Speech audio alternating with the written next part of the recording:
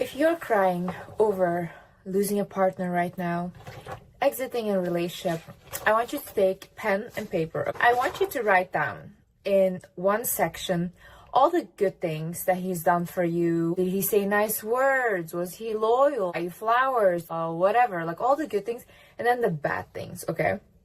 Then I want you to look at that paper, and if the bad column is way longer than the good one, I want you to fold the paper like this, okay?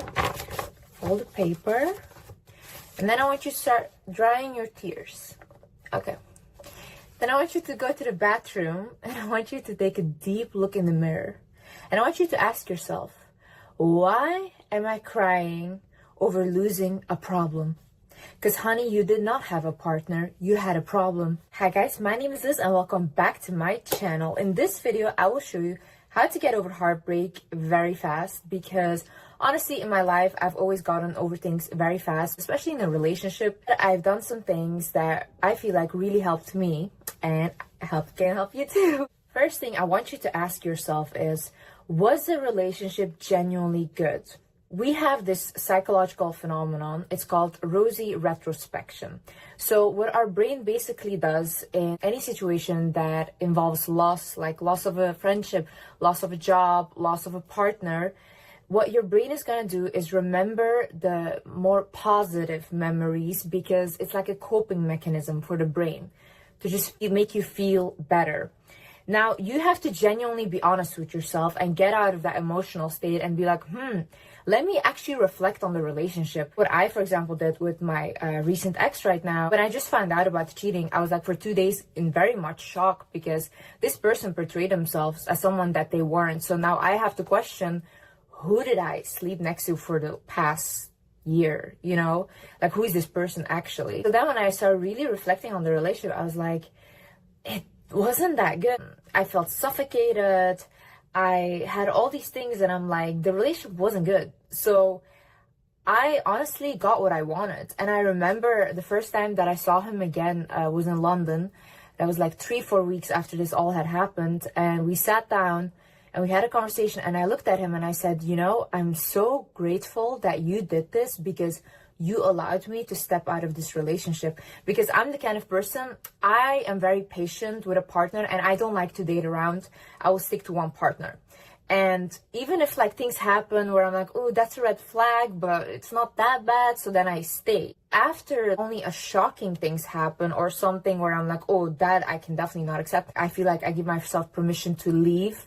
Because otherwise I constantly feel bad for the person. I feel like I'm abandoning them, you know? Ask yourself, like, was the relationship genuinely good? Or are you literally like talking yourself into thinking that it was genuinely good? Because if it was that good, why did it end? Like, what was the reason that it ended? Another thing you should ask yourself is, are you heartbroken or is your ego hurt? So when our ego is hurt, we normally look at our self-worth, okay? We feel like we weren't worthy enough, or that person didn't view us as highly as we thought they would, or love us as much. But I can honestly tell you, honey, listen to me, it was not about you. If a person did something bad to you, or if they cheated on you or did whatever, there is nothing you could have done that person would not have done that. That is their character. And you shouldn't take their character and put it on yourself and be like, this defines me. No, it doesn't define you. Like, if you were genuinely good with them, if you were honest, if you were loyal, and they did you like that, then there's nothing you could have done. You could have like literally controlled them more, did this more, did that more, whatever. They would have still done that. That is in their character. You have to think like, oh my God, someone that wants to hurt someone in that kind of way, how do they think? You have to be very, very selfish, first of all, and you have to be so inconsiderate of your partner to do that. So they just didn't consider you, and they won't consider the next person. That is the pattern. That is who they are. Like, for example, when my dad cheated on my mom for like the 7,000th time, but then this time he actually got married to another woman and he left. He called her and he was like, look, I still want you back. I still want to be with you.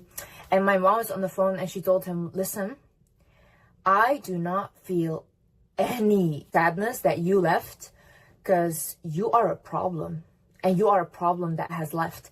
And she said, I feel bad for your new wife, because you did not leave with a new personality. You left with the same personality that you have. And guess what, guys? My oldest brother, he's the only one that still talks to my dad, and he's around him. He told us, dad has like 2 daughters now and a son, 2 young daughters. He told us the way he abuses this woman is really not normal. And these little daughters of that new wife go to my dad and they say, "Babe, why do you do this to our mom?" And I'm literally thinking to myself, you're out here traumatizing every single child. Like, how is this normal? This is not normal. But look, he never changed. He just switched the woman, but his character stayed the same. Another thing is, losing a bad person is never a loss. You got protected. God gave you the biggest protection. Even if it takes 10 years, even if it takes 20 years, at the end of the day, when you have that switch in your head and you click and you say, you know what, this is what I won't accept anymore, and you walk away, or you say like, this is the last time you've treated me like that, and you walk away, I applaud you. And honestly, God bless you with opening your eyes, because a bad person is going to ruin you. And when you are in that relationship, you cannot see that for yourself. You cannot see the future ahead because you're kind of confused in an emotional, abusive situation as well. You don't know what's really going on, and you start to kind of become like a zombie. But I promise you, once you're out of that, and once you look back, clear eyes, you're like, what the fuck was I in? What was I doing? You see, when you're around people that just energetically constantly want to take from you, you start to lose yourself. And you will see these people, they become more successful, they have this, they have that, but you start to lose your purpose. You don't feel like yourself anymore. You don't even look like yourself anymore. And then you think like, what is going on? But then you step out of that relationship, all of a sudden your glow is back, your skin is healing, you look way better, you feel better, you have motivation. You were not the problem then. I promise you, you were not the problem. Don't think like, oh my God, I should go back now because maybe it will get better. Honey, if it didn't get better by now, it will not get better. Believe me, I've been around addicts. I have been around people that had certain ways about them that never ever wanted to change. And nothing what I did to try to help them or try to make them change ever did anything. Never. If someone doesn't want to change themselves, and if they don't take that necessary steps to change, you will not see a new person. They'll probably die like that, truly. Another thing is, allow the emotions to come over you. Allow these emotions to purge and process.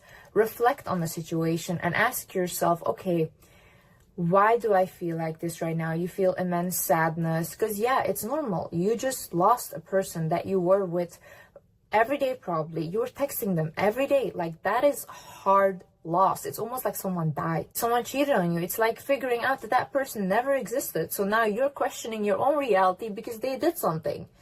It's really sad. So what I would suggest then is talk to a friend, talk to a therapist, and talk it over and over and over again. God bless my sister Sabina. I've talked to her about the same situation 10,000 times. Like, I was over and over again talking to her about it because I could not understand the shock. I did not see this coming. But that really helped me to get this out of my system and then come to a point where I was like, okay, I get it now. What I do next is, do I allow this or do I not allow this in my life? Also, for the ones thinking like, you know, maybe if you ask the person that hurt you why they did it, that will make you feel better. Well, honestly, I did that. So I've talked to my ex so many times. We've had so many conversations over and over again. I said, why? What was the reason? Every time he gives me a reason, but that did not make me less angry. That did not help. That did not make me want to get back with him or love him. No. From the minute I found this out, the love was gone. Gone. Anything further than this is pure because the child, you see someone for who they are and the mask has dropped, you cannot unsee that. Now it's time to focus on yourself. I love going through a breakup personally because I always have the biggest glow up afterwards. And any girl that I see, whenever they go through a breakup, they come out as a baddie. So I'm like, okay. So just focus on yourself right now. Like, if you want to go to the gym and do whatever you want to do, do that. If you want to do more self-care or work on yourself or whatever, do that. If you just want to focus on regulating your nervous system, finding new ways to relax, whatever makes you feel good, do that. And don't feel bad for spending money on that or investing in yourself. No, honey. This is the time that you should be extra nice to yourself. And this is also the time that you should surround yourself with people that truly love you.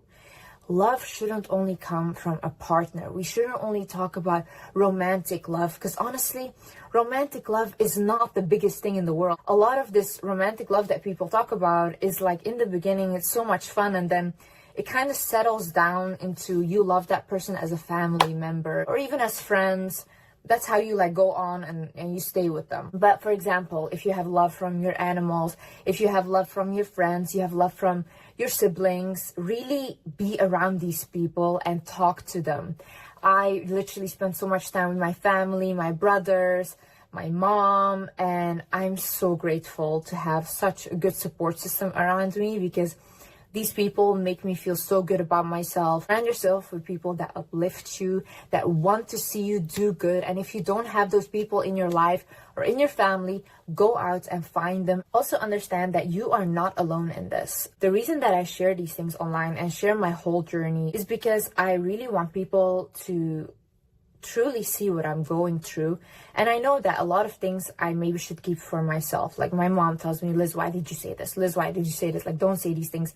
But then I remember, like, what if someone genuinely thinks like me? Or what if someone is exactly in a situation like me? That can help them. Me talking about it can help them and can make them feel related and less lonely.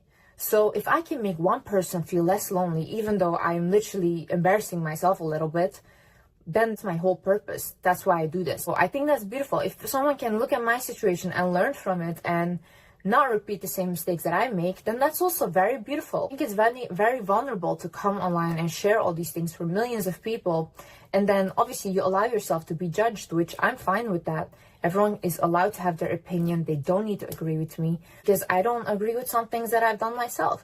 So that's normal and that's human. There's so many more people that are maybe afraid to speak up about these things. But I think realizing that your situation is not unique and other people have gone through that and they have gone through that whole process will make you feel a lot better. Also, they've gone through it and they've came out of it really good, okay? So don't worry. Start adapting the mindset that everything happens in the most divine way. I have always believed this. I have always believed that God is guiding my life and whatever happens needs to happen. Whoever I lose needs to go. I also don't go into relationships thinking like, oh my God, this is gonna be forever, or all of this forever. I don't believe in forever. I think we all die and then we go home. I just believe that whatever is happening in my life is meant to happen and it's happening for my highest good. Start adapting that mindset. Whenever something happens to you, don't say, God, why did you do this to me? Ask yourself, what is this teaching me? What can I learn from this? And how is God allowing me to grow right now? I really believe that just because I have such a positive outlook on life and I really put a lot of faith in God, that my life has always been miraculously, always very beautiful. I'm very grateful for that, you know, even though I had a bad childhood, but even coming out of that, if I look back, I'm like, whoa, this is God's work, because how did I even do that? And anytime a situation happens to me, I come out of it 10 times better. And you have to also start believing that for yourself. When something bad happens, you have to be like, oh my God, I'm so excited, because now so many good things are going to happen for you. And when you receive those blessings, have immense gratitude. And last but not least, you will rise regardless. No matter what happens to you, no matter who leaves your life, no matter who bullies you, no matter whoever says whatever about you, you will rise. And every person that has done you badly will have to watch you rise, because God will put you right back together in front of the people that broke you. And I promise you that. I have not one time seen people that have been done dirty, that had good intentions, or that just really were good to a person, that did not rise after that. You will rise again and again. This is not the first time something bad has happened. This will not be the last time that something bad has happened. But at the end of the day, when you still have yourself, that is when you have won. At the end of the day, when you come home and you look in the mirror and you still hold your head high, that is when you have won. No matter what happens, everyone will always have to watch you rise. and that will be your revenge. Just creating a better life for yourself, leveling yourself up is the biggest revenge. You don't need to do them like they did you. Because going down to their level, why go down? It's only up from here, honey. Anyways, guys, I hope this video helped someone and you enjoyed this video. I love you guys so much, and thank you so much for the love. Thank you so much for the support. You guys are so nice to me and so sweet to me, and literally the love that I've received from you guys is another reason why I feel so good. I feel so happy, and thank God that my stress and everything is not that bad.